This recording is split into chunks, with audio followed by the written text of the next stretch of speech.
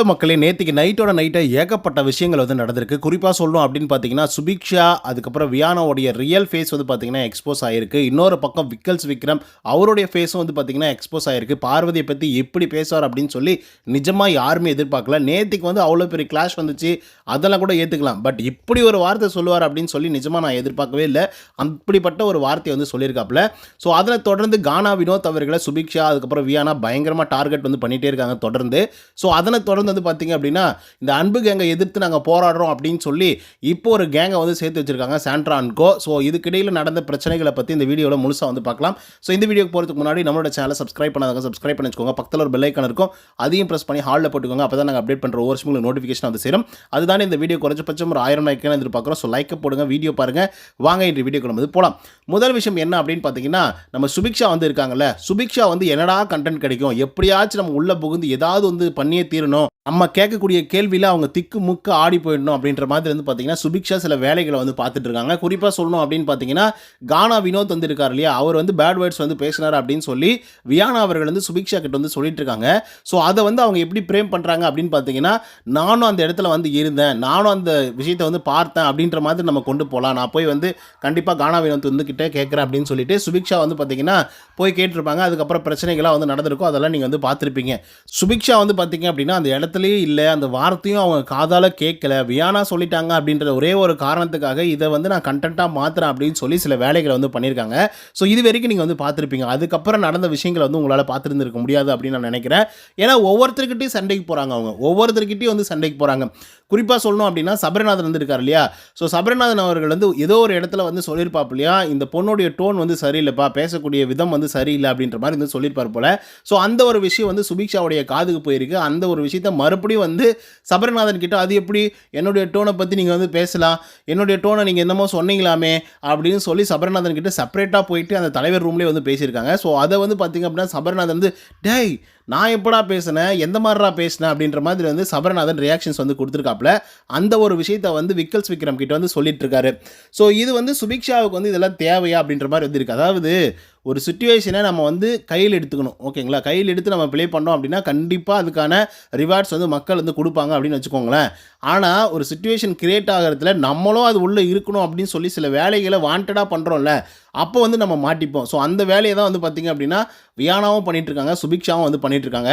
இது எதுக்காக சொல்கிறோம் அப்படின்னு பார்த்தீங்கன்னா, கானா வினோத்தோடைய பிரச்சனையில் கூட இவ்வளோ தூரம் கொண்டு போய் பிக் பாஸ் கிட்ட ஐயோ எனக்கு படபடப்பாக இருக்குது, இந்த மாதிரி ஆட்கள்லாம் எதுக்காக பிக் பாஸ் வீட்டுக்குள்ளே வந்து வச்சுட்டு இருக்கீங்க, அப்படி நாக்கு கடிச்சிட்டு வராரு, கெட்ட வார்த்தை யூஸ் பண்ணுறாரு, இந்த மாதிரி ஒரு ஆள் கூட என்னால் வந்து இருக்க முடியாது அப்படின்ற லெவலுக்கு வந்து வியானா அவர்கள் வந்து ரியாக்ட் பண்ண வேண்டிய அவசியமே வந்து கிடையாது. ஏன்னா அவங்க வந்து சண்டை போட்டுக்கிட்டது வந்து கமருதீன் கிட்ட சண்டை போட்டுக்கிட்டாரு, மூடிட்டு உட்கார்றா அப்படின்னு சொன்னார், நாக்கு கடிச்சிக்கிட்டு வந்தார், ஏதோ கெட்ட வார்த்தை யூஸ் பண்ணார் அப்படின்ற மாதிரி வியானா வந்து சொல்கிறாங்க. ஸோ எண்ட் ஆஃப் தி டே நான் என்ன சொல்கிறேன் அப்படின்னா, ஒய் கானா வினோத்தை மட்டும் இவ்வளோ டார்கெட் பண்ணும் அப்படின்ற ஒரு கேள்வி வந்து வருதுல்ல. இதுக்கு முன்னாடி இந்த வீட்டுக்குள்ளே எத்தனையோ பிரச்சனைகள் வந்து நடந்திருக்கு, எத்தனையோ அடிதுடிகள் வரைக்கும் எல்லாம் போயிருக்கு, ஓகேவா. ஸோ அப்போ எல்லாம் வியானா அவர்கள் வந்து கையை தூக்கி கொடியை பிடிச்சி இவங்களெல்லாம் வெளியே அனுப்புங்க, இவங்களோட எங்களால் வந்து வாழவே முடியாது அப்படின்னு வந்து ப்ரோட்டஸ்ட் வந்து பண்ணியிருந்தாங்க அப்படின்னா அப்போ வியானா வந்து கரெக்டாக இருக்காங்க அப்படின்ற மாதிரி வந்து இருந்திருக்கும். கானா வினோத்தை மட்டுமே டார்கெட் பண்ணோம், கானா வினோத் பேசிட்டாரு, அப்பப்போ அவர் பேசுகிறாரு, நான் வந்து இதுக்கு வந்து குரல் கொடுப்பேன் அப்படின்னு சொல்லிட்டு சில வேலைகளை அது நல்ல விஷயம், நான் இல்லைன்னுலாம் சொல்லவே கிடையாது, அது நல்ல விஷயம், நான் இல்லைன்னு சொல்லலை, நான் மறுபடியும் சொல்கிறேன், நல்ல விஷயம், நான் இல்லைன்னு சொல்லலை, okay. But end of the day அதுக்கு முன்னாடி எத்தனையோ பிரச்சனைகள் வந்து நடந்திருக்கு. இப்போ குறிப்பாக சொல்லணும் அப்படின்னு பார்த்தீங்கன்னா, கேப்டன்சி டாஸ்க் வந்து நடந்துட்டு இருக்கும்போது பார்வதி சில பல வார்த்தைகளை வந்து விட்டுருப்பாங்க, ஓகேவா. சபரியை வந்து திட்டிருப்பாங்க, ஓகே.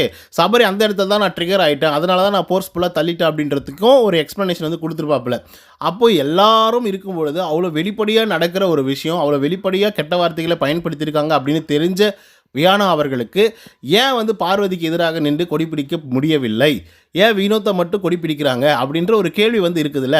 ஸோ இந்த கேள்விக்கு வந்து கண்டிப்பாக வியானா அவர்களுக்கு வந்து பதிலடி மக்கள் தருவாங்க அப்படின்னு சொல்லி எதிர்பார்க்கப்படுகிறத நம்ம பொறுத்து தான் பார்க்கணும்.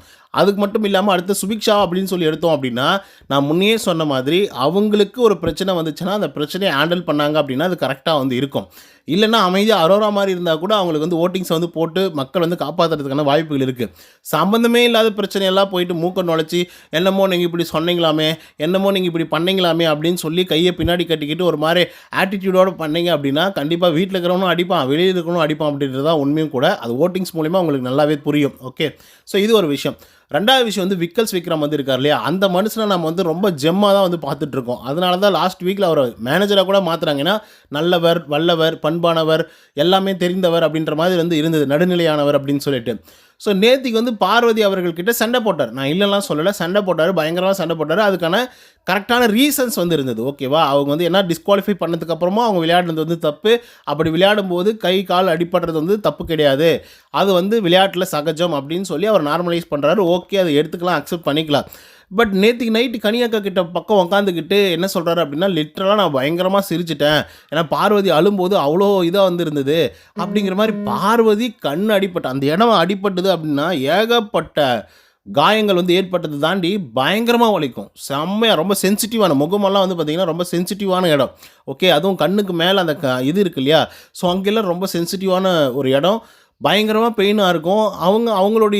அவங்க அப்படி தாங்க அழுவாங்க. அதை வந்து பார்த்து சிரிக்கிறேன் நான் அப்படின்னு சொல்லிட்டு சிரிப்பு வந்துடுச்சு, எனக்கு அடக்க முடியல, எனக்கு சிரிப்பு வந்துடுச்சு அப்படின்னு சொல்கிறதே வந்து ஒரு குத்தம் தான். ஓகேவா, அதெல்லாம் தாண்டி நான் அதை மறைச்சிட்டேன். அண்ட் அந்த பொண்ணு அழும்போது வந்து சின்ன குழந்தை வந்து அழுற மாதிரி வந்து இருக்குது, யாராவது அழுதாங்கன்னா நமக்கு அப்படி ஒரு சிரிப்பு வரும்ல அப்படின்ற மாதிரி அதை வந்து நார்மலைஸ் பண்ணுறாரு. யோ விக்கல்ஸு, என்னையா இப்படி பண்ணிகிட்ருக்க அப்படிங்கிற மாதிரி வந்து இருந்துகிட்ருக்கு. இன்னொரு பக்கம் நம்மளுடைய சாண்ட்ரா அண்ட் கோ வந்து பார்த்திங்க அப்படின்னா அன்பு கேங்கை அடித்து ஒழிச்சிடணும் அப்படிங்கிற ஒரு முடிவில் வந்து இருக்காங்க. ஏன்னா அன்பு கேங்கால் தான் எல்லா விஷயங்களும் வந்து பார்த்திங்க அப்படின்னா இங்கே எல்லாமே தொடர்ந்து வந்து ஒரு சிலருக்கு மட்டுமே ஹோப்பை வந்து கொடுக்குது, ஒரு சிலர் மட்டுமே வந்து ஏற்றட்ஸை வந்து கொடுக்குறாங்க. ஸோ அதனால் அவங்கள அடித்து உதச்சிடும் அப்படின்னா கண்டிப்பாக நம்ம வந்து ஆட்டத்துக்குள்ளே வந்துடலாம். இன்றைக்கி பார்வதிக்கு நடந்த விஷயம் வந்து நாளைக்கு நமக்கும் வந்து நடக்கலாம் அப்படின்னு சொல்லி நேற்றுக்கு நைட்டு கூட பார்வதி, சாண்ட்ரா, திவ்யா, கம்ருதீன், பிரஜன் இவங்க எல்லாருமே உட்காந்து பேசிகிட்டு இருக்காங்க. ஸோ ஒவ்வொருத்தராக நம்ம தூக்குவோம், கனியக்காவை தூக்கி வெளியே அனுப்பிச்சே தீரணும், அவங்க தான் இந்த சென்ட்ரல் ஆஃப் த பாயிண்ட்டு, அவங்கள தூக்கிட்டோம் அப்படின்னா இந்த கேங்கே உடஞ்சிடும் அப்படின்ற லெவலுக்கு தான் பிளான் பண்ணிகிட்ருக்காங்க. ஸோ அதனால தான் கனியக்கா வந்து நேற்றுக்கு கூட வந்து நாமினேஷனில் வந்து வந்திருக்காங்க. ஓகேவா, எப்படியாச்சும் அவங்கள வெளியே அனுப்பிச்சிடணும் அப்படிங்கிற ஒரு முடிவில் தான் வந்து இருக்காங்க. பட் எண்ட் ஆஃப் தி டே வந்து பார்த்திங்கன்னா நீங்கள் இண்டிவிஜுவலாக எப்படி கேம் ப்ளே பண்ணுறீங்க அப்படிங்கிறது தான் ரொம்ப ரொம்ப முக்கியம். உள்ளே இருக்கக்கூடிய ஆட்கள் வந்து அப்படி வந்து ப்ளே பண்ணியிருக்காங்க அப்படின்னா வைல்டு கார்டாக போயிருக்கக்கூடிய நீங்கள் ஆல்ரெடி இங்கே ஒரு கேங் இருக்குது, கேங்காக ப்ளே பண்ணுறாங்க அப்படின்னு சொல்லிட்டு தான் உள்ளே போயிருந்தாங்க. ஆனால் இவங்களே ஒரு கேங் அமைச்சு அவங்கள வந்து தாக்கணும் அப்படின்னு நினைக்கிறது வந்து ரொம்ப தப்பு. அந்த ஒரு விஷயத்தை தனியாகவே நின்று செஞ்சுருந்தாங்க அப்படின்னா அது வேறு லெவலில் வந்து இருந்திருக்கும். ஓகேங்களா, வேறு லெவலில் எக்ஸ்போஸ் ஆகிருந்துச்சு அப்படின்னா அது வெறித்தனமாக வந்து இருந்திருக்கும். ஆனால் இவங்களும் ஒரு கேங்கை அமைச்சு அந்த கேங்கை அடிக்கணும் அப்படின்னு நினைக்கும் பொழுது பார்க்குறதுக்கு சுவாரஸ்யமாக இருந்தாலையும் அந்த கேங்குக்குள்ளே இருக்கக்கூடிய ஆட்கள் எல்லாருமே ஸ்கோர் பண்ண ட்ரை பண்ணுவாங்க. அப்போது யாரோ ஒரு சிலர் வந்து பார்த்திங்க அப்படின்னா ஒன்றுமே இல்லாமல் வந்து போயிடுவாங்க. இப்போ பார்வதி அந்த கேங்கை அடிக்கிறதுலேயே வந்து இருந்துகிட்டு இருந்தாங்க. இப்போ ஒட்டுமொத்தமாக குரூப்பாக மாறும்போது ஏன்னா குரூப்பாக மாறி இப்படியெல்லாம் பண்ணிகிட்ருக்கீங்க அப்படின்ற ஒரு யோசனை நமக்குள்ளே வந்துடும். ஸோ அந்த மாதிரி ஒரு விஷயத்தை தான் வந்து பார்த்திங்கன்னா தொடர்ந்து இவங்க வந்து பண்ணிகிட்ருக்காங்க. கானா வினோத் கெட்ட வார்த்தை பேசியிருந்தால் அது தப்பு தான். ஓகேங்களா, அது எந்த விதமான மாற்று கருத்துமே கிடையாது. பட் இருந்தாலும் கூட ஏன் கானா வினோத்துக்காக மட்டுமே நீங்கள் வந்து எதிர நின்றுட்டு இருக்கீங்க அப்படின்றதா ஒரு பெரிய கேள்வியாக வந்து இருந்துகிட்ருக்கு. இந்த விஷயம் ஏன் கமருதீனுக்கு பண்ணல, இந்த விஷயம் ஏன் மற்றவங்களுக்கு பண்ணல, இந்த விஷயம் ஏன் பிரச்சனைக்கு பண்ணல அப்படின்றதான் பெரிய கேள்வியாக இருக்குது. ஸோ இதை பற்றின உங்களோட கருத்துக்கள் என்ன அப்படிங்கிறத கமெண்ட்ஸில் வந்து பதிவு பண்ணுங்கள். இந்த வீடியோ உங்களுக்கு பிடிச்சிருந்தா லைக் அண்ட் சப்ஸ்கிரைப் பண்ண மறந்துடாதீங்க. இன்னொரு தவணை சந்திக்கிறேன். Until then bye from Uday. நன்றி, வணக்கம்.